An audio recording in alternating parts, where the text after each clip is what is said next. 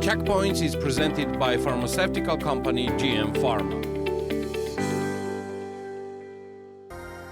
Ms. Sineiro, thank you for being with us and thank you for taking our questions. First, please elaborate a little bit what is the ambition of CARE Caucasus in Georgia? What is its mission, its goals, and whose interests does CARE Caucasus serve here in Georgia?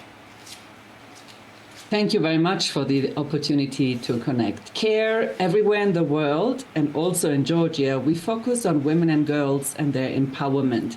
We focus on, for example, economic development for women-owned small enterprises. We also respond when there's emergencies, and that is also true in Georgia. For example, with the influx of refugees, of Ukrainian refugees, we, of course, support people in their most dire and complex hour. And in the current situation in Georgia, we have also done significant work for the integration and also economic opportunity of especially Ukrainian women. How do you evaluate the challenges and opportunities that Georgia poses to CARE Caucasus to work here, and how have those evolved over times?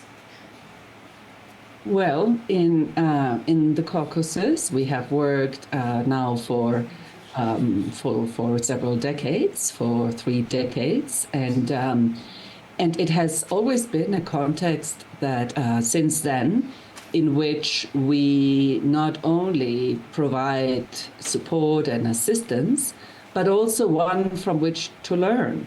There is immense talent in Georgia, in the Caucasus, so there is great opportunity for also learning about solutions that then may work and also be useful elsewhere in the world. So the work in Georgia and in the Caucasus is immensely important. And of course, also because of where it is located right now, as I mentioned, we are supporting Ukrainian refugees. Again, Georgia is the context with immense opportunity for learning, for innovation, fantastic innovation in our programs that then we can use elsewhere in the world. What would you say are the main achievements of CARE Caucasus in Georgia? CARE Caucasus has been just phenomenal in supporting women-led businesses. I will insist on that one because it really shines, and I was lucky enough 2 weeks ago to be in Georgia to see it firsthand. This is really where CARE Georgia is making an immense difference and supporting in many ways women-led enterprises to succeed. This is not necessarily the emphasis of CARE in other parts of the world. There is places in the world in which CARE, for example, focuses much more on food assistance, where there is significant hunger. Or there's places in the world where CARE focuses more on health, on reproductive health of women and girls. But in Georgia, given its situation, given its priorities, given also its progress on many fronts, it is really on women-led enterprises on which we focus. You have in the breakdown of what CARE Caucasus does specifically in Georgia on your website, you have also this part, collaborating with government on policy dialogue and decision making. What are some of the directions there? I mean, what has CARE Caucasus initiated or helped the government to achieve in this part? Of course, the director of CARE Georgia, CARE Caucasus, would be much better equipped than I am to answer specific questions about the programs, since I work at the global level. However, what we do in Georgia and everywhere we work, we do coordinate with with the government. And that's also why that is signaled on the website, because an NGO should not work in isolation of the government priorities and plans and come in and deliver programs that may not be in line with the national development plan. So everywhere we go, we also, and not just us, also other NGOs, and in this case, of course, Care Georgia is its own national NGO, but part of the Care Confederation. There's always close collaboration with other NGOs, with the government, to also make sure that not everyone will do the same thing in the same place, the same interventions in the same place. It's very important to coordinate to make sure that we are providing value add in the most needed parts of the country where the need is greatest, and also in coordination with other actors, other civil society actors and the government, of course. So I have seen in my years with CARE, NGOs in some contexts not working in coordination and then duplicating efforts and sometimes leaving then some parts of a country behind. And therefore, it is very important that we coordinate in that way. If you compare Georgia to the other countries of the region, what would make Georgia stand out, and vice versa, of course? Well, yeah, thanks. That's a really important question because Georgia is quite different than many countries in which we work in the region and also across the globe, of course, because we now have a situation globally in which 5 years in a row, global hunger levels have increased. We have a situation now in the world where 1 out of 6 persons lives in conflict.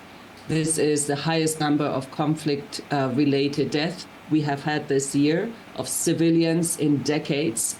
114 million people are currently displaced in the world.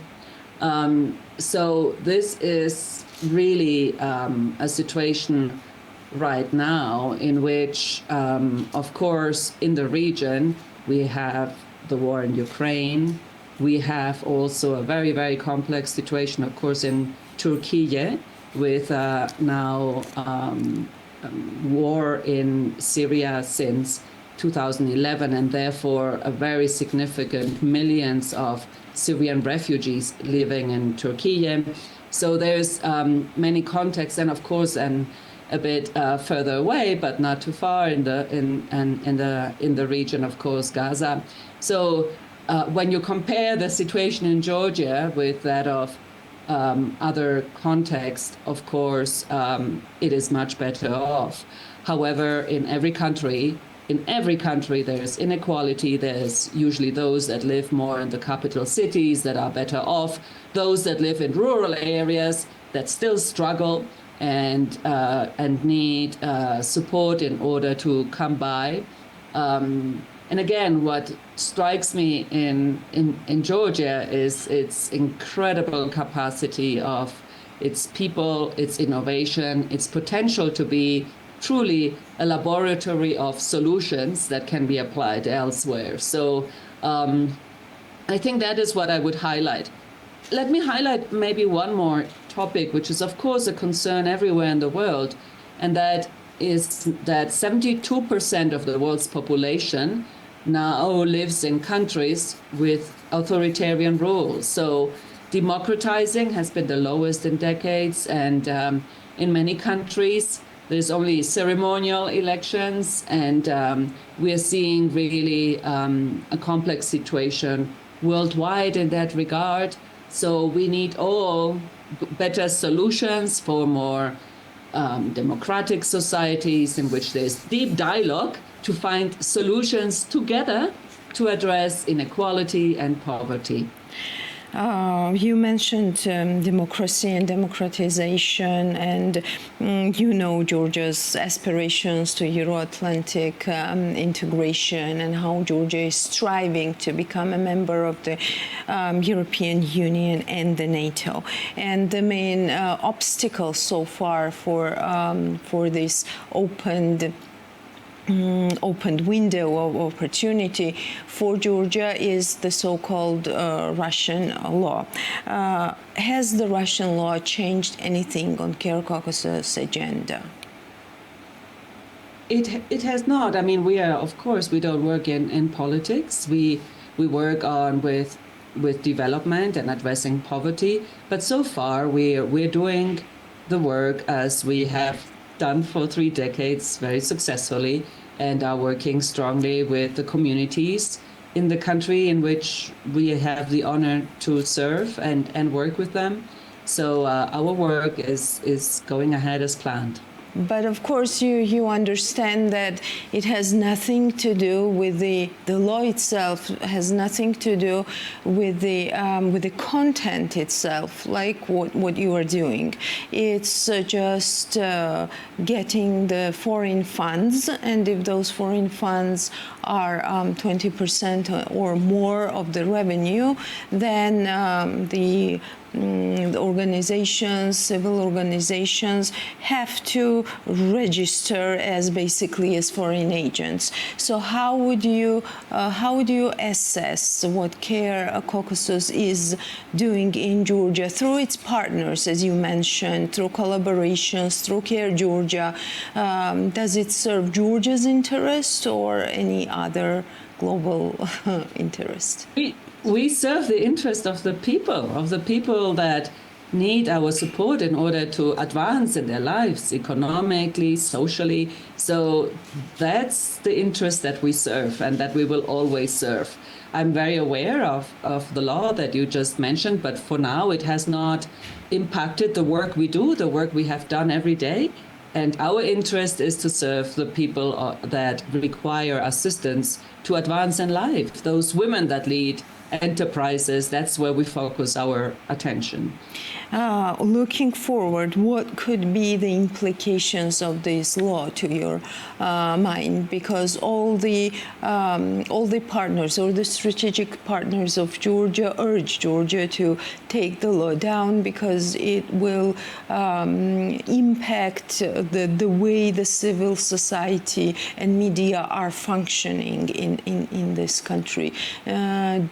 Do you also think that this law might be an impediment to the democratic fiber of the country? It of course could be an impediment. I mean, this is a situation that is unfolding. It could also be.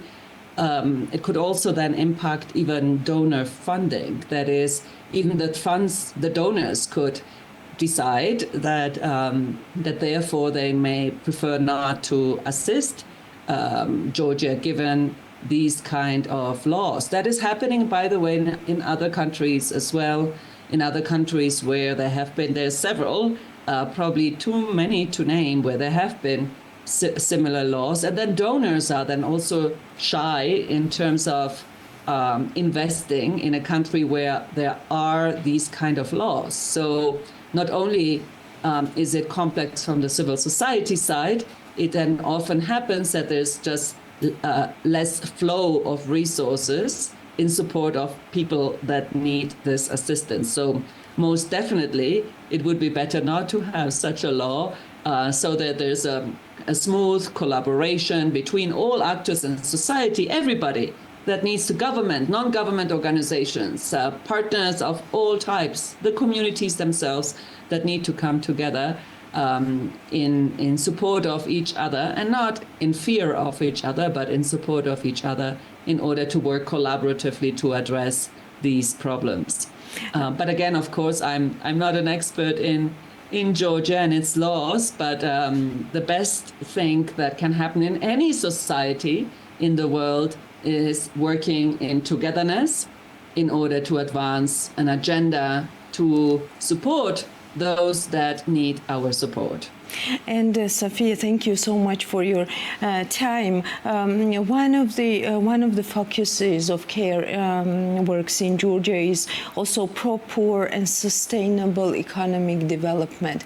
How would you evaluate how Georgia is doing on that path, and what could Care do for poor communities in Georgia? Well, that's our main objective. That is absolutely our main objective, of care. And I actually visited Georgia for the very first time in 1997, I believe, and have seen it evolve since then. So it's been quite some time since I have had the honor of visiting beautiful Georgia first. And yes, economic development, and again, especially with a focus on women and on girls, on gender, on supporting them, because there's so many blockages for women in so many ways everywhere in the world, not exclusively in Georgia, but that also manifests itself in Georgia, often because of violence against women, often because women are not seen as having by male counterparts in some cases the same ability to manage businesses. All of that is, of course, often impediments that have to do with old ideas that still are floating around, and therefore working to support the empowerment of women in Georgia, including Ukrainian refugees, is, of course, at the core of the program of Care Georgia. And my last question, what would be your main message? I mean, what do you want to be remembered as your main message from our interview today?